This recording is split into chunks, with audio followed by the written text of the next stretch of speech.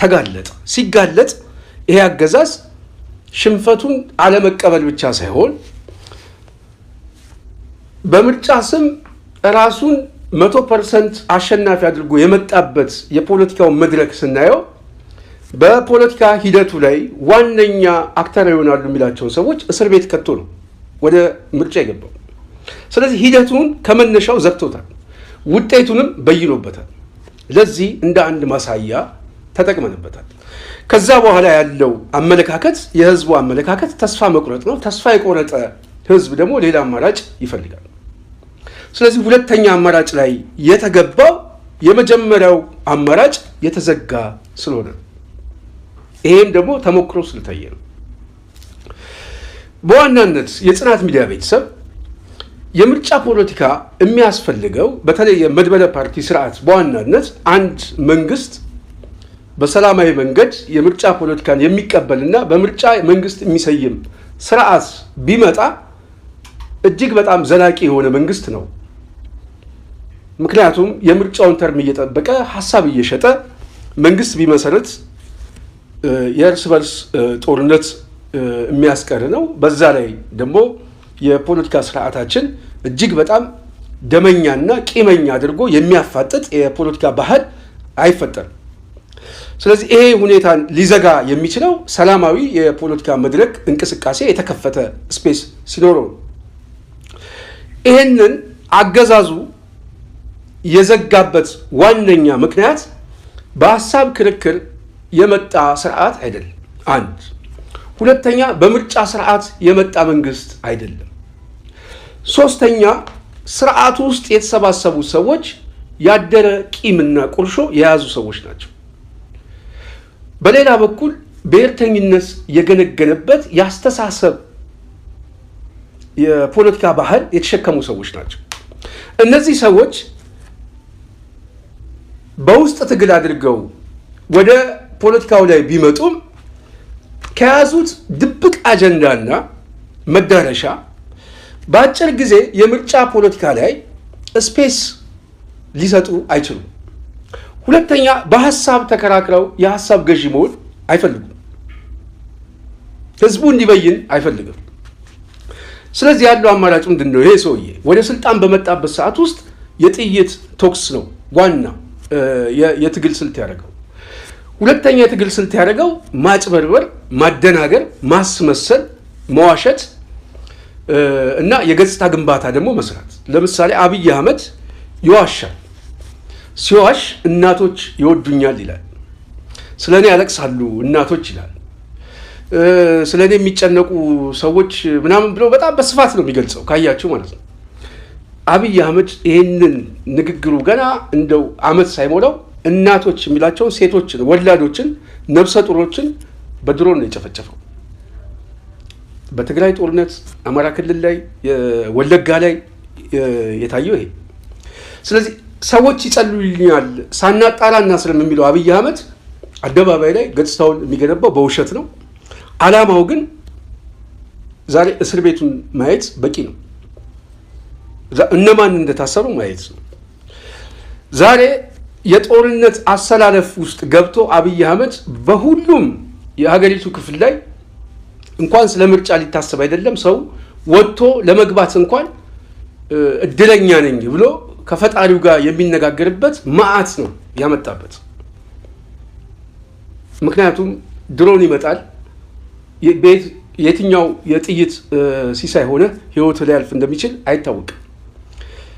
ስለዚህ አብይ አህመድ መንግስታዊ የሆነ ውንብድና፣ መንግስታዊ የሆነ ታጣቂ፣ መንግስታዊ የሆነ ዋሾ በመሆን በሁሉም ህዝብ ላይ የሰይፍ መዓት እያወረደበት ይገኛል። ስለዚህ ይሄ ባለበት ሁኔታ አንድ የመድበለ ፓርቲ የፖለቲካ ስርዓት መገለጫዎቹ ዋናው ሀሳብን በመሸጥ ሀሳቦችህ የመንግስት የፖሊሲ ህግ እንዲሆኑ፣ ለዛ ደግሞ ወደ ስልጣን የምትመጣበት እድል ህዝብ ሉዓላዊ ስልጣን ስላለው በምርጫ ውሳኔ እንዲሰጥ ነው። ስለዚህ በህዝቡ ሉዓላዊ ስልጣኑ አብይ ቀምቶት ሉዓላዊ ስልጣን ያለው አብይ አህመድ የኢትዮጵያ ህዝብ አጠቃላይ የስልጣን ባለቤትነት የሚለውን በሙሉ አብይ አህመድ ኪስ ውስጥ ይዞታል፣ የመወሰን ስልጣን። ስለዚህ ህዝቡ ሉዓላዊ ስልጣን የለውም፣ ተቀምጧል። ሁለተኛ ሂደትና ውጤቱ ወሳኝ። ሂደቱና ውጤቱ ለአንድ የፓርቲ እንቅስቃሴ ለምርጫ እንቅስቃሴ በጣም በጣም ወሳኝ። ሂደቱ ፕሮሰሱ ነው። ከቅስቀሳው፣ ከምዝገባው፣ ከፓርቲዎች እንቅስቃሴ ሀሳብን ከመግለጽ፣ ከተለያዩ የአዳራሽ ስብሰባ ከደጋፊዎች ጋር ከአባላት ጋር ለመወያየት በሂደቱ ስንገመግመው ሂደቱን ካየነው ምርጫ ውስጥ ካልገባን እንሞታለን የሚሉት ሰዎች የሆቴል ስብሰባ ተከልክሏል። የመንግስት አዳራሽ እንቶ ሆቴል ከፍለው አዳራሽ ውስጥ ስብሰባ አታደርጉም ተብለው በተደጋጋሚ ጊዜ ተከልክሏል። በሂደቱ ስናየው ፓርቲዎች የሚቋቋሙበትና የሚፈርስበት እውቅና ሊሰጠው የሚችለው ጠቅላላ ጉባኤ የጠቅላላ ጉባኤ አባላትን ስብሰባ ለመጥራት በመንግስት አዳራሽ እንቶ ያገዛዙን እንቶ በቃ እሱ የሱ ስለሆነ ባለቤቱ እሱ ሆቴል ውስጥ ተከራይተው ጠቅላላ ጉባኤ ማድረግ አይችሉም። ለዚህ ደግሞ ምርጫ ቦርድ በሂደቱ በአብዛኛው ትክክል አይደለም እያለ ደብዳቤ እየሰጠ በአንድ በኩል ያወግዛል፣ በሌላ በኩል ግን ምርጫ ቦርድም ራሱ የሂደቱ ተባባሪ ነው። ይሄ ጥሩ ማሳያ። ስለዚህ ፓርቲዎቹ ከአባላት ጋር ከደጋፊው ጋር በምርጫ ተወዳድረን ድምፅ ይሰጠኛል ሉዓላዊ ስልጣን ባለቤቱ ህዝብ ነው ከሚለው ማህበረሰብ ጋር መወያየት አልቻለም። ይሄ ባለበት ሂደቱ ተበላሽቷል። ውጤቱ ላይ ስንሄድ ደግሞ ውጤቱ ሊበየን የሚችለው ከሂደቱ ነው። ቅድም አንድ ብያቸዋል። ሂደቱ ለምንድን ነው የመድበለ ፓርቲ ስርዓት የዘጋው ከተባለ የአብይ አገዛዝ በሂደቱ ውስጥ ማለፍ ስለማይችል የብልጽግና አገዛዝ ሂደቱ በራሱ እንደ ጠላት አድርጎ ነው የሚያየው። ስለዚህ ሂደቱን በሙሉ በዘጋበት ሁኔታ ሌሎቹ ይሄ የተዘጋባቸው ሂደት ከሰልፍ ወደ ሰይፍ ብለው የሰይፍ ጨዋታ ላይ ናቸው ያሉት። የሰይፍ የህልውና ትግል ላይ አሸናፊው ማን ነው? እሱ ወደፊት በጣም በአጭር ጊዜ እናየዋለን። ማን እንደሚያሸንፍ ሀሳብ ያለው ገዢ ሀሳብ ያለው የሚያሸንፍ ነው። የሚሞትለት አጀንዳ ያለው። ለዚህ የሚሞትለት አጀንዳ ግን ከሰልፍ ወደ ሰይፍ በሚል ጫካ ውስጥ የገባው ኃይል ባለፉት 3 ዓመታት ከፍተኛ የሆነ የሰርቫይቫል የህልውና ትግል እያደረገ ሂደቱ ውጤቱን እየቀየረው ነው። ስለዚህ ሂደቱ የፓርቲዎች እንቅስቃሴ እየዳፈነ የከተማ እንቅስቃሴ እየተዋጠ ሰላማዊ ትግል የሚለው በአስተሳሰብ እየተሸነፈ የኃይል አማራጩ እያደገ መጥቷል። ባለቤቱ ማን ነው? ራሱ አስጀማሪ ነው። ስለዚህ ይሄ ባለበት ሁኔታ ውጤቱን እንዴት ሊቀይር ይችላል ለሚለው ሂደቱ ውጤቱን ስለቀለበሰው። ለምሳሌ የአብይ አገዛዝ በጦርነት ድባብ ውስጥ ሆኖ ይሄ የጦርነት እንቅስቃሴ ፖለቲካዊ እልባት ባልተሰጠበት ሁኔታ በሁሉም ሀገሪቱ ላይ አፈሙዝ ደቅሎ አሁን እንኳን ይሄንን ፕሮግራም እየሰራን ምናልባት ጥይት ተተኩሶ ይሆናል አይታወቅም። ከፍተኛ ቁጥር ያለው ሰራዊት በሰሜን በኩል እያስጠጋ ለተጨማሪ ውጊያ ሚሊየንስ ወጣት ለመገበር የተሰለፈ አገዛዝ በምርጫ ሂደቱ ላይ ከሂደቱ ያስወጣ አገዛዝ ውጤቱን እቀይረዋለሁ የምትልበት ምንም አይነት አመክንዮ የለም። አንድ ውጤቱ ራሱ ሂደቱ ቀይሮታል፣ በይኖታል። ስለዚህ አብይ የብልጽግና አገዛዝ ይሄንን ምርጫ ሂደቱ ስላበላሸው ውጤቱን መቀየር የግድ ያስፈልገዋል ማለት ነው። ስለዚህ ውጤቱ የተዘጋ ነው። ውጤቱ ምንድን ነው? ውጤቱ ብልጽግና 100% አሸንፏል። 100% በሚለው እንስማማ። ግን ስለማያስኬደው ይህንን ጨዋታ ምክንያቱም ዓለም አቀፉ ማህበረሰብ ማደናገር ስለሚፈልግ፣ በሌላ በኩል ህዝቡን ማታለል ስለሚፈልግ በተወሰነ መልኩ ተቃዋሚዎች ወደዚህ ውስጥ ገቡ ለማለት 5-6 ሰዎች የሚፈልጋቸውን ሰዎች የሚያስገባበት የምርጫ ስፔስ ይፈጥራል። ውጤቱ ግን አልቋል። ውጤቱ እንዲያልቅ ያደረገው ሂደቱ ራሱ የተዘጋ ስለሆነ ነው። ይሄ ከሆነ ሁለተኛው በሂደቱ ላይ መሳተፍ ብልጽግና ምንድን ነው የሚፈልገው ካልን በሂደቱ ላይ ከፓርቲዎች ጋር መሳተፍ የሚፈልገው የመድበለ ፓርቲ ስርዓት የምርጫ ስርዓት እንዳለ ገጽታዊ ግንባታ አንድ፣ ሁለተኛ ዓለም አቀፉ ማህበረሰብም የምርጫ መንግስት እንደሆነ ፌደራል መንግስቱን ለማሳየት፣ ሶስት የታጠቁ ኃይሎች በዋናነት ሀሳብ የላቸውም በምርጫ ፖለቲካ ውስጥ ቢሳተፉ እኮ ይኸው መወዳደር ይችላሉ እነሱ ማየት ይችላሉ ብሎ እነሱንም ለማሳጣት ስለሚጠቀም ይሄ በውጭም በውስጥም የድጋፍ መሰረታቸውንም ይኸው ለምንድን ነው ውድድር ውስጥ ገብታችሁ የሰላም እድል ማሰጡኝ የሚል ጫና ይፈጥርባቸዋል ብሎ ስለሚያስብ፣ በአራተኛ ደረጃ የህልውና ጥያቄ አለን የሚል የፖለቲካ ኢንቲቲው ያሰባሰበው የማህበረሰብ ክፍል በምርጫ ፖለቲካ መሸፈን ስለሚፈልግ ይህንን ወሬ ይህንን ዲስኮርስ በእነዚህ ኃይሎች ያሁን ሰሞኑን እንሰማለን የምርጫ ክርክር ምናምን ብልጽግና ሁሉ የሚያስገባቸው አክተሮች ስድብ ሁሉ ልንሰማ እንችላለን።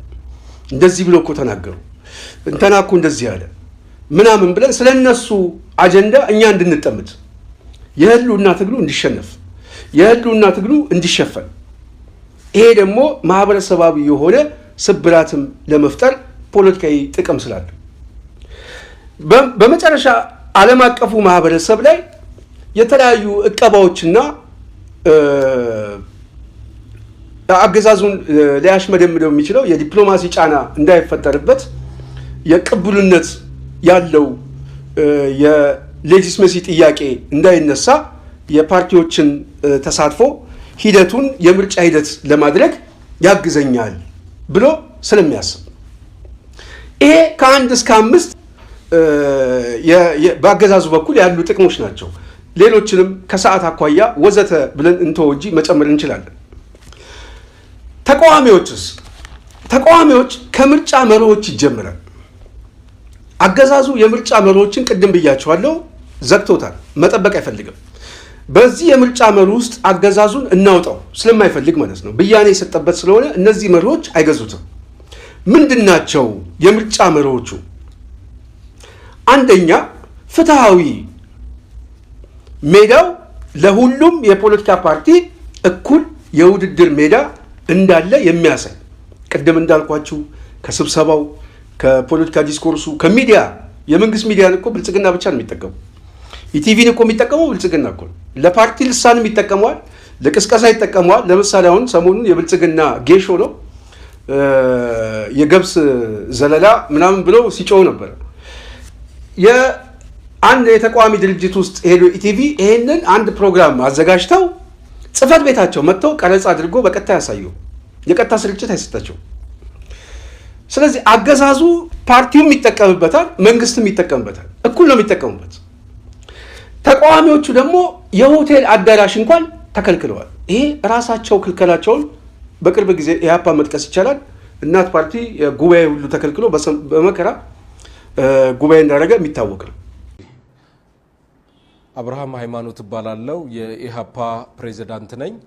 መላው የአዲስ አበባ ነዋሪ ህዳር 27 ቀን 2018 ዓ.ም በሆቴል ዲ አፍሪክ ሜክሲኮ በሚገኘው ከጠዋቱ 2 ሰዓት ጀምሮ ታላቅ ህዝባዊ ስብሰባ ስላዘጋጀን በዚህ ስብሰባ ላይ ተገኝታችሁ ድምጻችሁን እንድታሰሙ መብታችሁን እንድትጠይቁ ጥሬን አስተላልፋለሁ። የዚህ ስብሰባ መሪ ቃልም አዲስ አበባ ትናገር ነው። ህዝቡ እንዲናገር ለህዝቡ ድምጽ ለመሆንና በቀጣይ ለምናደርገው ሰላማዊ ትግል በር ከፋች የሚሆን መርሃ ግብር ስለሆነ በዚህ ስብሰባ አይቀርም። ፈርቶ ቤት ውስጥ መቅረት በታሪክ የሚያስጠይቅ ስለሆነ ውድ የአዲስ አበባ ነዋሪዎች ይህን የመጣውን መልካም እድል ተጠቀሙበት። ኑ ተገኙ። በዚህ ስብሰባ በሰላማዊ መንገድ ድምጻችሁን አሰሙ። ለኛም የምትሉንን ምክረ ሐሳባችሁን ለግሱን። ከኢትዮጵያ ከገባችበት መውጫ መንገድንም በጋራ እንተልም።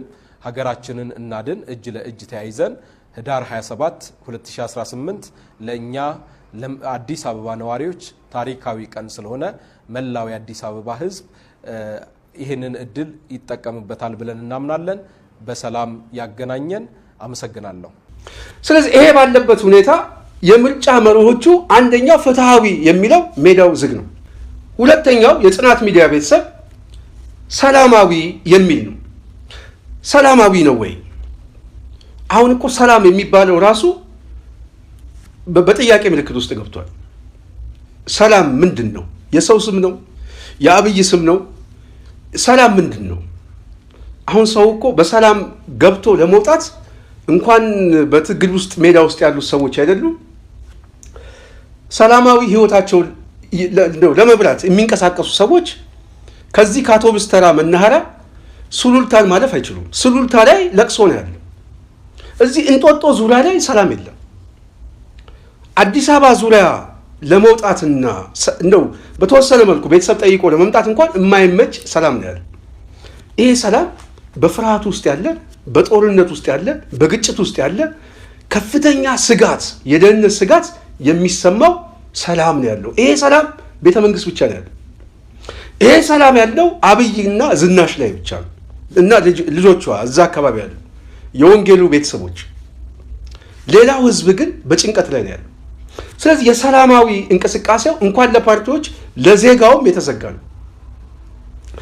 ሰላማዊ የሚለው ነገር ምንም 100% የተዘጋ ነው። ሶስተኛው ዲሞክራሲያዊ የሚባል ነገር አለ። ምርጫው ሁሉንም ያሳተፈና እያንዳንዱ ሰው ዲሞክራሲያዊ የሆነ የስልጣን ሉዓላዊ ባለቤትነቱን በይኖ የፈለገውን የመወሰን ስልጣን፣ የፈለገውን የመበየን መብት፣ እነዚህ ዲሞክራሲያዊ የሆኑ መብቶችን አገዛዙ ነጥቋቸዋል። አሁን ዲሞክራሲያዊ መብት የለውም። እንኳን ይሄ በምርጫ ጊዜ ልትበይን አይደለም 39ኛው የመሪዎች ስብሰባ አለ ተብሎ ለአንድ ወር ሙሉ ሰርታችሁ መብላት አትችሉም፣ ስለዚህ ሞተር ሳይክል ምናምን መንቀሳቀስ አትችሉም ምናምን ብሎ የሚዘጋ አገዛዝ ነው። የዜጎችን ሰርቶ የማደር እንቅስቃሴና መብታቸውን የሚገድብ ነው። ለምን? ለሱ ጥያቄ። ስለዚህ ዲሞክራሲያዊ መብት ማለት ሀሳብን በነፃነት መግለጽ ነው። ዲሞክራሲያዊ መብት ማለት ኢያፓ የተከለከለበት አዳራሽን ተፈቅዶለት ከአባላትና ከደጋፊዎቹ ጋር መወያየት ነው። እሱ የተዘጋ ነው። ስለዚህ እያንዳንዱ ዜጋ ዲሞክራሲያዊ የሆነ ብያኔ ሉዓላዊ ስልጣኑ ስለተቀማ የለውም። ፖለቲካዊ መብት ስለሆነ ዲሞክራሲያዊ መብት ፖለቲካዊ መብት ነው። እንኳን ዲሞክራሲያዊ መብት ፖለቲካዊ መብቶች አይደለም፣ በተፈጥሮ የተሰጠው ነፃነት፣ ሰብአዊ መብቶች፣ የማይገሰጽ የማይናድ ሰብአዊ መብቶች፣ ሰው ሆኖ እንደ ሰው እኔ ሰው ነኝ ብሎ በራሱ ላይ እንኳን ለመበየን የማይችል ሰብአዊ መብቶቹ እንኳን የሚከለከልበት አትናገር እኮ የሚል ነው ብልጽግና። የመናገር መብትህን ብልጽግና እኮ ወስዶታል እኮ። እኔ የምናገረው ዛሬ በሚዲያ የማስተላልፈው ብልጽግና የሰጠኝ መብት አይደለም፣ ሰው ሆኜ በመፈጠሬ ያገኘሁት ጸጋ ነው። ግን እነዚህ ጸጋዎችን እንኳን ብልጽግና ዛሬ አዲስ አበባ ላይ መናገር አይቻልም። ይሄ ያስከስሳል፣ በሽብር ያስጠይቃል። ስለዚህ ሰብአዊ መብቱ የዜጋው ተነጥቋል፣ እንኳን ፖለቲካዊ መብቶቹ። ስለዚህ ዲሞክራሲያዊ የሚባል ምርጫ የለውም። አራተኛው ግልጽና ተአማኒነት ነው። ከግልጸኝነት ከተአማኒነት ካየነው አገዛዙ ከፍተኛ የሆነ የመንግስትና የፓርቲን ስራ አቀላቅሎ የሚሰራ ነው። ምርጫ ቦርድ ተአማኒ ነው ተብሎ ማንም ሰው እንደማይከራከር ግልጽ ነው፣ ይታወቃል። ለምሳሌ እንደ በቅርብ ጊዜ የምርጫ ቦርድ ወይዘሮ ሜላት የሚሏት ሴትዮ ለጋዜጠኞች መግለጫ ስትሰጥ በዚህ በወልቃይት በሁመራ በኩል ያለ የምርጫ ጣቢያዎች በጣም አጨቃጫቂና አወዛጋቢ ቦታዎች ስለሆኑ በልዩ ሁኔታ የሚታይ ነው። ይሄ ሁኔታ ፖለቲካዊ ውሳኔ የሚሰጠው ነው፣ እኛ አንፈታውም ነው የተባለው። ለምን? የፖለቲካዊ ግጭት ማዕከል ስለሆነ። ስለዚህ የፖለቲካዊ ግጭት ማዕከል የሆነበት ቦታ ፖለቲካዊ አመራሩ ግን ብያኔ የሰጠበት እዚህ አካባቢ ላይ በዚህ ክልል የምርጫ ስቴሽን ይጠቃለል ብሎ ለምርጫ ቦርድ ውሳኔውን ሰጠ። ምርጫ ቦርድ ፕሪንት አውቱን በዛ መሰረት አድርጎ ጽፎ አደባባይ ላይ መጣ። አሁን ሰሞን ያለው መጨቃጨቅ ማለት ነው። በትግራይ ክልል አድርጎ ያመጣበት ሁኔታ እኔ አሁን በዚህ ሆነ አይደለም፣ ስለ ምርጫ የለም ማውራው። ዋነኛው ጉዳይ ግን ወደዚህ አገዛዙ ይጠቃለል ብሎ የበየነበት ሰላማዊ የሆነ የፖለቲካ ብያኔ በሚያጨቃጭቃቸው ወገኖች ላይ ሳይሰጥ አገዛዙ በይኗል። በምን ፖለቲካዊ ብያኔ? ከጥቅሙ ተሰልቶ ማለት ነው። ፖለቲካዊ ጥቅሞቹ ተሰልቶ ይሄ ተተንትኖ የሚጠቅመውን ወሰነ። ስለዚህ ምርጫ ቦርድ አገዛዙ የሚጠቅመው በሚወስንበት ውሳኔ ላይ ያንን ውሳኔ ተቀብሎ ከማስፈጸም ውጪ ስልጣን የለውም። አሸንፈናል ብላችሁ መግለጫ ስጡ፣ 90% አሸንፌያለሁ ብሎ የሚያዛት ወይዘሮ ሜላት ብልጽግና አሸንፏል ብላ መግለጫ ከመስጠት ውጪ ምርጫ የላትም። ስለዚህ ተአማኒነት የሚባለው ተዘግቷል። ግልጸኝነት የሚባለው ግልጽ የሆነ የውድድር ሜዳ የለም። የፓርቲዎች እንቅስቃሴ መጀመር ያለበት ገና ከመስከረም ጀምሮ ነበር። ቅስቀሳው፣ ሂደቱ፣ ምዝገባው፣ እያንዳንዱ ነገር ኦፊሻል ሆኖ ከፓርቲዎች ጋር ያለው ውይይት፣ ከደጋፊውና ከአባላቱ ጋር ያለው ውይይት ምናምን ይሄ አጠቃላይ ግልጸኝነቱን ተአማኝነቱን አደጋ ውስጥ ጥሎታል። አደጋ ውስጥ ብቻ ጥሎታል ሳይሆን የለም። እነዚህ የምርጫ መሪዎች ባልተሟሉበት ሁኔታ ቅድም ብዬ ደግሞ ከ1 እስከ 5 የጠቀስኩት አገዛዙ ውጤቱንና ሂደቱን በሂደቱ ውጤቱን በይኗል። ሂደቱ ነው ወሳኙ። ሂደቱ የጦርነት ሂደት ነው፣ የምርጫ ሂደት አይደለም። ውጤቱ ደግሞ ጦርነቱ ፖለቲካዊ ብያኔ ስላልተሰጠው ውጤቱ አልቋል። ብልጽግና አሸንፏል። ስለዚህ በሂደቱ ተዘግቶ በውጤቱ የተጠናቀቀበት ከመሪዎች አኳያ ደግሞ መሪዎቹ የምርጫ መሪዎች በሙሉ በተዘጉበት ሁኔታ ተቃዋሚዎች ወደ ምርጫ የሚገቡት ለምንድን ነው? የጽናት ሚዲያ ቤተሰብ በደንብ የተረዳችሁኝ ይመስለኛል። ትልቅ የፖለቲካም ትንተና ነው የምሰጠው ዛሬ ከምርጫ ጋር ተያይዞ ማለት ነው፣ እነሱም ስለሚሰሙት ነው። ስለዚህ ለምንድን ነው የሚገቡት ነው? ምክንያታዊ አመክንዮ ምንድን ነው ስንል ብልጽግናን ይጠቅማሉ ወይንስ ራሳቸውን ይጠቅማሉ? ትግል ነው የያዙት ወይንስ ገጽታ ግንባታ? ቅድም እያለ ለዓለም አቀፉ ማህበረሰብ ብልጽግና ማስተዋወቅ ነው ወይንስ አጀንዳቸውን መሸጥ ነው? ለምንድን ነው ወደ ምርጫ የሚገቡት ብለን ስናይ 5 ጉዳዮችን ልጥቀስላቸው። አንደኛው የተቃዋሚዎች ፍላጎት። እኔ በእነሱ ቦታ ሆኜ መበየን አልችልም። ትክክል ነኝ ትክክል አይደለም አይደለም፣ ፖለቲካዊ ሴናሪዮ ይህንን ከግምት አስገቡልኝ። ግን እኔ የምሰጠው ሀሳብ ላይ ተስማምተዋልም አልተስማሙም አላውቅም። ግን በዚህ መስመር ውስጥ ግን ሊሆኑ ይችላሉ ብዬ ስለማስብ አንደኛው በተለይ እኔ ሀቀኞችን ነው የምለው። ይሄ ዝም ብሎ የስሙኒ ፌስታል ይዞ በየአካባቢው ላይ የምርጫ ፓርቲ ነኝ እያለ የሚጫወተው እንተወሱ ሌባውን። አንደኛ በሂደቱ እንሞክር። እኛ በዋናነት የተቋቋምነው በሰላማዊ ትግል ነው። ስለዚህ ሂደቱን መሞከር አለብን የሚል መከራከሪያ ያመጣሉ። ለምን ስላችሁ ቅድም ብያቸዋለሁ። ሰላማዊ ትግል የሚባለው ተሸንፏል። አሁን ሜዳው ተሸናፊ ነው። ሰው እያዩ አይደለም፣ አያዩ። ይሄ አገዛዙ ያመጣው ሂደት ስለሆነ በዚህ እኛ የተቋቋምነው በዋናነት ሰላማዊ ትግል ስለሆነ ይሄ የተሸነፈውን በተወሰነ መልኩ የምናሳይበት የምርጫው ስቴጅ ነው፣ ይሄ መድረክ ነው። ስለዚህ በምርጫ ላይ ሰላማዊ ትግል የሚለው የተሸነፈው ከመጋረጃ ጀርባ የወደቀው የሚዲያ ትኩረት ያሳጣንን ይቻላል የሚል እልህኝነት ነው። አንድ እንግባና በዚህ ጉዳይ ላይ መነቃቃት መፍጠር አለብን የሚል ከዚህ እልህኝነት የመጣ ነው። መጋረጃው ሸፍኖናል። ይሄ ትጥቅ ትግሉ እየሸፈነን ነው። ስለዚህ ሰላማዊ ትግሉን በሂደቱ እንሞክረው። እኛ የተቋቋምነው በዛ ስለሆነ ይሄንን ደግሞ ካልጠቀምን እንደ ፓርቲ መንቀሳቀስ አንችልም የሚል ነው። አንድ ፓርቲ የተቋቋመለት ዓላማ ሰላማዊ ትግል እስከሆነ ግን ከምርጫው ወጣ ማለት አሳው ከባህሩ ወጣ የሚለው እንደሆነ ማለት አሳው ይሞታል። ስለዚህ ከምርጫ ስንወጣ እንሞታለን፣ የበለጠ ሌላ የምንታይበት ገጽታ የለንም የሚል አመለካከት ነው። ሁለተኛው በምርጫ ቦርድ ምዝገባ የፓርቲዎች በተለይ ማቋቋሚያ አዋጅ ላይ በሁለት ጊዜ አካባቢ አሁን 3 ጊዜውን 2 ጊዜ አላውቅም ምርጫ ካልተወዳደሩ ይሰረዛል የሚላል እና እንዳንሰረዝ የሚል መከራከሪያ ያመጣሉ። ሶስተኛ በሂደቱ በክርክሩ አጀንዳ መሸጥ የሚል ሐሳብ ያመጣሉ። አጀንዳ መሸጥ አለብን ይቻላል አይቻልም የሚለውን አጠቃላይ ሀገሪቷ ያለችበት ቀውስን ራሱ ለመግለጽ ይሄ ምርጫ እንደ አንድ የሰላማዊ ትግል መድረክ ተጠቅመን ለህዝባችን ማስተዋወቅ አለብን፣ ማስተማር መቀስቀስ አለብን ምናምን የሚል አመለካከት ነው።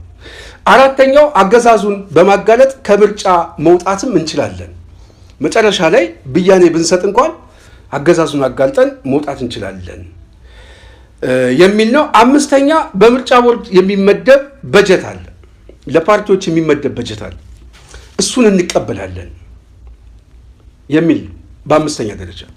ስድስተኛ ግን እንደው በኮቴሽን ያስቀምጥኩት ካለመሞከር እኮ መሞከር ይሻላል።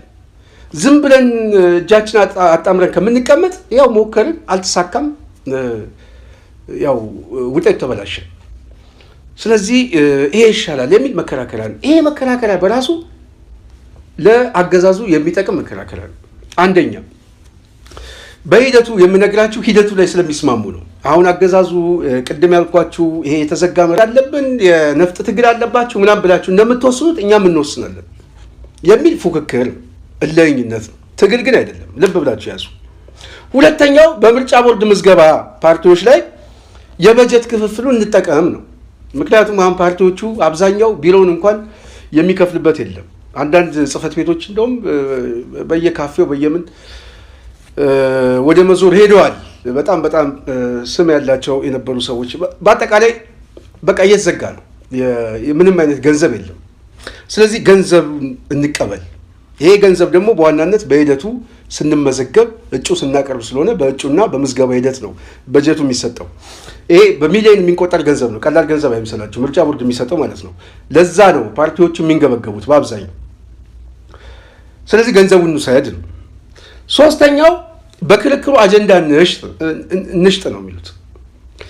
በክርክሩ አጀንዳ የሚሸጡት ህዝቡን ማንቀሳቀስ፣ ህዝቡን ማንቃት ምናምን ነው። ነቅቷል እኮ ህዝቡ ነቅቶ እኮ የህልውና ትግል ውስጥ ገብቷል። አንድ ሁለተኛ የነቃው ማህበረሰብ በራሱ ከነቃ በኋላ ውጤቱ ተበይኖበታል። ህዝቡ አያውቅም አይደለም ያውቃል፣ ግን ውጤቱን በጉልበት ተበይኖበታል። ስለዚህ በተበየነው ውጤት ላይ ሌላ የትግል መሳሪያ ነው መጠቀም እንጂ በማንቃት ላይ ውጤት አታመጣም የነቃ ማህበረሰቡ። ስለዚህ አጀንዳ በመሸጥ እንታይ የሚለው ገጽታ ግንባታ ራሳችን እንሽጥ፣ ሌላ አይደለም። ራስን መሸጥ ትግል አይደለም ይሄ። ስለዚህ ማንን ነው የምታነቃው? ዋናው ጉዳይ አነቃለሁ የምትለው እኮ የነቃው ማህበረሰብ የምትለው ዛሬ የሚያስጨንቀው ጉዳይ አንተ ጉዳይ አይደለም። የበለጠ ሊያስጨንቀው የሚገባው እንደውም የጆን ዳንኤል እና ጃኒ ምናምን አዶናይ የተባሉ ሰዎች የሚያስጨንቀው ነው። አብዛኛው ወጣቱ የትኛውን ነው የምታነቃው? አንተ ሄደ መሬት ላይ ወርደ ይሄንን ወጣት ማንቃት ካልቻልክ በምርጫ ክርክር በዚህ ውስጥ በመግባት ወይም አጀንዳ በመሸጥ አነቃዋለሁ ማለት ዘበት ነው። ስለዚህ የማየውን ጉዳይ ላይ ከምትጠመድ ይልቅ አደባባይ ላይ ወጥተህ ህዝቡን የምታነቃበት የተለያዩ መድረኮች መጠቀም ይቻላል። ቲክቶኩን እኮ ያጨናነቀው ማን ነው? እናያለን እኮ ዛሬ የተወሰኑ ሰዎች የሚያጨቃጭቅ ወጣቱ የሚፈልገው ሌላ የቅስቀሳ ሌላ የትኩረት ማዕከል ሆኗል። ይሄ ባለበት ሁኔታ ሰላማዊ ትግሉ ተቆልፎ እንደውም የበለጠ መኪና የሚያሸልመው እንደነዚህ አይነት ሰዎች ናቸው። የሀሳብ ገዢ ሆኖ የመጣው እንደውም ጦርነቱ ብቻ ሳይሆን ይሄኛው ሀሳብ ከአንተ ትግል ይልቅ የጃኒ ጉዳይ የአዶናይ ጉዳይ የሚያስጨንቀው ሆኗል። ስለዚህ ይሄ የመጣው ደግሞ አደባባይ ላይ ያሉት ሰዎች መድረኩ ላይ ያሉት ሰዎች ህዝቡን ሊያነቁት የሚችሉት ሊያደራጁት የሚችሉት አውድ በሙሉ ስለተዘጋ ነው። ስለዚህ በዚህ የተዘጋ ሜዳ ላይ ገብቼ ዋና ውስጥ በዋኝም ችግር የለውም ካልክ ሁለት አደጋ ይገጥምሃል። አንደኛው ምናልባት ያልተጠበቀ አሳ ነባሪ ሊያገኝ ይችላል። እየዋኘህ ልትዋጥ ትችላለህ። እሱ እንኳን ባያገኝ ግን ውቅያኖስ ውስጥ ገብተህ ልትሰምጥ ትችላለህ። ምክንያቱም ዋናውን አልቻልክበትም።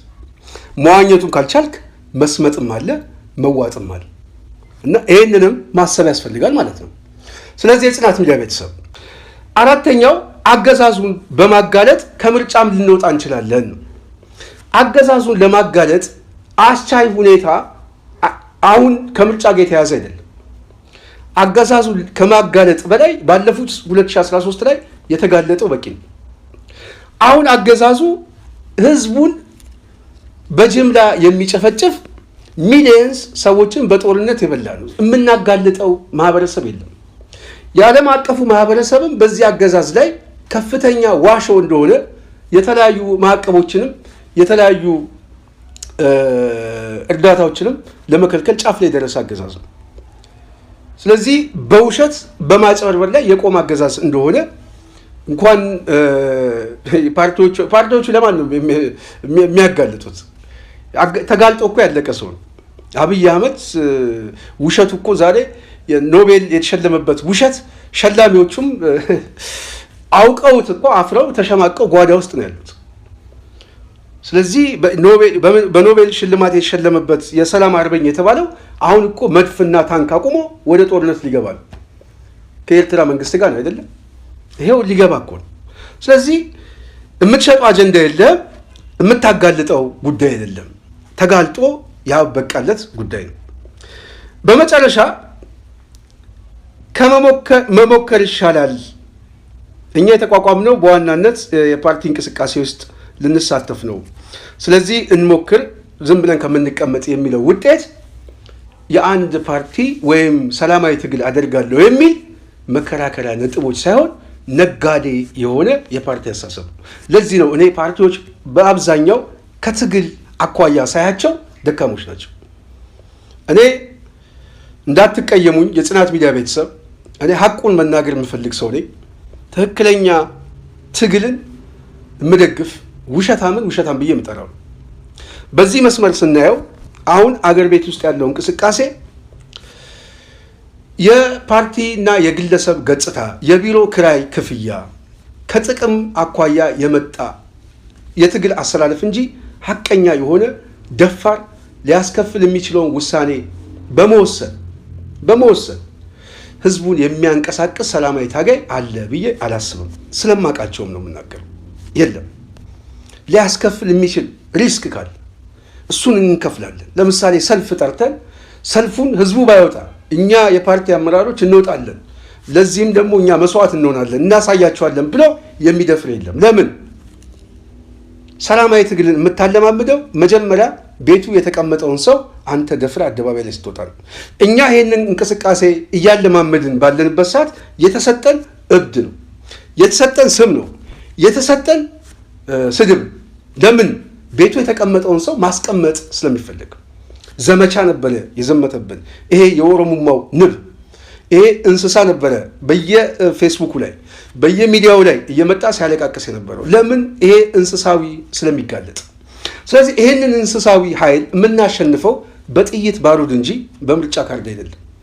ይሄንን እንስሳዊ ቡድን የምናሸንፈው በኮረጆ ሳጥን ውጤት ሳይሆን ውጤቱ ስላለቀ የምናሸንፈው በህዝባዊ እምቢተኝነት ነው። ስለዚህ ለህዝባዊ እምቢተኝነት መስራት ከምርጫ ውጤቱ ጋር የሚያገናኙ አይደለም። ከምርጫ ውጤት ብትወጣና ባይኮት አድርገህ ከወዲሁ አንሳተፍም ብትል እንደውም የበለጠ ህዝቡ ከፍተኛ ትብብር ሊያደርግልህ ይችላል። ገብተህ ግን ወጥቻለሁ ብትል ህዝቡ ምንም አይሰማም። ኢህአፓ እኮ ወጣ፣ እናት እኮ ወጣ፣ ስለዚህ እኛ አንመርጥም፣ አደባባይ እንውጣ ምናምን ብለህ አታነቀው። የምታነቀው በዚህ ሰዓት ነው። ተገልብጧል። ያ ጊዜ ያ የሰላማዊ ትግል እንቅስቃሴ ተለውጧል። ከዚህ በፊት ይሄንን በማድረግ ውጤት ታመጣለህ። 97 የነበረው ከዛም በኋላ የነበረው ምናምን በተወሰነ መልኩ አስቻይ ሁኔታ አለ። ምክንያቱም ሌላ መድረክ የለም፣ ሌላ መታገያ ሁኔታ ስለሌለ ህዝቡ የሚያው እዚህ ላይ። አሁን ሌላ አማራጭ አለ። አንተ ወጥቻለሁ ብትል ይስቅብሃል። ማን ግባ አለ የሚል። ስለዚህ ከመግባት በፊት ግን ህዝቡን ብታነቃንቀው ትችላለህ። ምን አይነት የሰላማዊ ትግል እንታገል የሚለው እኛ እዚህ 5-6 የምታገልበት የፖለቲካ መድረኮችን የንድፈ ሀሳብ ትንተና ማስቀመጥ እንችላለን። ፓርቲ ነኝ የምትል ከሆነ ሱፍ ለብሰህ ቢሮ ገብተህ ሚዲያ ላይ ወጥተህ አጀንዳ መስጠት አይደለም። እንዴት ህዝቡን እናንቃው፣ እንዴት እናደራጀው፣ እንዴት ምን አይነት የቅስቀሳ አውዶችን እንጠቀም፣ ሌላ እስቲ የአክቲቪዝም ስራ እስቲ እንስራ፣ እስቲ ጎዳና ላይ ወጥተን ህዝቡን እናለማምደው። እኛ እኮ ስናለማምደው የነበረው እኮ ጎዳና ላይ የምንወጣው ፈልገን አይደለም። ሰው በአብዛኛው ገጽታ ግንባታ ይመስለዋል። አይደለም። የፈለግነው ቤት ውስጥ ተኝቶ የተቀመጠውን ሰው ወደ ጎዳና የምናመጣው መለማመድ ውስጥ ነበር የከተትነው። ቀደሙን። ይሄንን ባይቀድሙን እናሳያቸው ነበር፣ በተግባር እናሳያቸው ነበር። ስለዚህ አሁንም የተኛውን ሰው ለመቀስቀስ ራስህን መስዋዕትነት አድርገህ የተለያዩ የንድፈ ሀሳቦች ስራዎችን መስራት ነው። ምርጫ ውስጥ ገብተህ በጀት ተከፋፍለ እጩ አስመዝግበ ምናምን ወጥቻለሁ ብትል የሚያሳየው ምርጫ ቦርድ የሚሰጠውን ድጎማ የሚያሳየው የፓርቲ ትግል ሳይሆን ያስከው በዋናነት ገጽታ ግንባታ እንደሆነ ነው የሚያሳየው። ሚዲያ ላይ መጥተህ መስኮት ላይ መጥተህ ራስን ሸጠ ወጥቻለሁ ማለቱ ትግል አይደለም። ያ የትግል ምዕራፍ ሌላ አማራጭ ሳይኖር ብትጠቀም ያስኬዳል። ስለዚህ ያ በሌለበት ሁኔታ ላይ አሁን መታገል የምትችል ከሆነ አደባባይ ላይ ወጥተህ አሁን ህዝቡን ማነቃነቅ ነው። ወደ ምርጫ የማትገባበትን መሪዎችን መጠቀም፣ ይሄንን ለዓለም አቀፉ ማህበረሰብ ማስተዋወቅ ነው። ከተለያዩ ፓርቲዎች ጋር አሊያንስና ትብብር ፈጥሮ በሀገሪቱ ላይ ሁሉን አሳታፊ የሽግግር መንግስት እንዲመጣ ጫና ማድረግ ነው። ይሄ የማይመጣ ከሆነ ህዝባዊ እምቢተኝነት መጥራት፣ ለዛም ራስን የአብርሃም በግ አድርገህ ማዘጋጀት፣ ለዛ ደግሞ የሚሆን የተለያየ የፕሮፓጋንዳ ስራዎችን የመረጃ ስራዎችን መስናት መተንተን ያስፈልጋል። ይሄ ነው እኔ ጫና ብዬ የማስበው ይሄ። ስለዚህ ተገለባባጭ በሆነ የሰላማዊ ትግል ላይ አውዱን አይተህ የማተነትን ከሆነ 97 ላይ አንዳንድ ሰዎች ከምርጫው ጋር በተያያዘ ቢገቡ ይሻላል የሚሉ ሰዎች አሉ። 97 ላይ ቆሙ። 97 በነበረው ውድድር ተሳክቶ ሊሆን ይችላል። አሁን ግን ነገሩ ተለውጧል። 2018 ነው። የጦርነት የህልውና ትግል በሁሉም አገሪቱ ክፍል ላይ ከፍተኛ ቀውስ ያለ፣ በየቀኑ ሰዎች በድሮን የሚደበደቡበት አውድ። በዚህ አውድ ላይ ብልጽግናን አጅበ ኦህዴድን አጅበ የስንዴው አጃቢ ሆነ ማሽላውን ስንዴውን ወደ ቤተ መንግስት ከማስገባት ውጪ ሌላ ትግል ነው ለምታስብ ከሆነ በጣም ዋሽ ሆነ አጭበርባሪ ነህ። ምናልባት በልኩ ነገ ጠዋትም በኢትዮጵያ ፖለቲካ ላይ እንደዚህ አይነት የማጭበርበር እንቅስቃሴ የፊት መሪ ሆነው የሚመጡ ሰዎች ስለምናውቃቸው በስምም በመረጃም በታሪካቸው በደንብ እያሰጣናቸው አደባባይ እናመጣለን ብዬ አስባለሁ። የጽናት ሚዲያ ቤተሰብ ዛሬ በስፋት ነው የተወያየ ነው። ከምርጫ አኳያ የሚሰማኝን ገልጭ ያለው ጥልቅ ትንተና ነው የተሰጠው። በዚህ ጉዳይ ላይ ሀሳብ ያላችሁ ሰዎች ሀሳብ ጨምሩበት፣ ሀሳብ ስጡ። የሚማሩበት ከሆነ ይማሩበት። አይ እኛ የራሳችን ውሳኔና ብያኔ ያለን በዛ መስመር ነው ምንሄድ ካሉ መብታቸው ነው። እኛም መብታለን። መብታችን ማውገዝ፣ መብታችን በኢትዮጵያ ፖለቲካ መድረክ ላይ ነገ ጠዋትም ህዝቡን እንዳያጭበረብሩ በቁመታቸው ልክ ማስቀመጥ የግድ ያስፈልጋል ብዬ ስለማስብ ሰፊ ዘመቻ እናደርጋለን ማለት ነው። ይህን ለማለት ነው። የጽናት ሚዲያ ቤተሰብ በሚቀጥለው በሌላ ሀሳብ እንገናኝ። ይህንን ዝግጅት ሙሉን ያዘጋጀሁት እኔ ስንታየው ቸኮል ነኝ። የብልጽግና አገዛዝ በቅርቡ ተሸንፎ ሁሉም ወደ ሀገሩ ተሰብስቦ አዲስ አበባ ላይ የምንገናኝበት ጊዜ እኔ ከተስፋ በላይ የአንገቴ ማህተብ ያህል በጣም እርግጠኛ ሆኜ ነው የማምነው። ለዛ የሚሆን ምቹ እና ጥሩም አጋጣሚ አለ ብዬ ከፊት ስለማስብ ነው። በዚህም አኳያ በተወሰነ መልኩ ትንሽ ወደ እናንተ ሀሳቦች እናመጣበታለን። በሚቀጥለው በሌላ ሀሳብ እስክንገናኝ የዛሬን በዚህ ያበቃለሁ። ሙሉ ዝግጅቱን ያዘጋጀሁት እኔ ስንታየው ቸኮል ነኝ። ጽናት ሚዲያን ደግፉ እያልኩኝ በዋናነት ሰብስክራይብ አድርጉ፣ ሀሳብ ስጡ፣ አስተያየት ስጡ። ጽናትንም ደግፉ፣ ጽናትን እርዱ፣ ደግፉ። ጽናትን መደገፍ የምትፈልጉ ሰዎች በተቀመጠው አድራሻችን መሰረት ማግኘት ትችላላችሁ። በጽናት ኢሜይልም ብትጽፉልን ሀሳባችሁ፣ አስተያየታችሁ ማየት ማዳመጥ እንችላለን ብዬ ምክረ ሀሳብ እያቀረብኩ እኔ ከዚህ እሰናበታለሁ። ሰላም።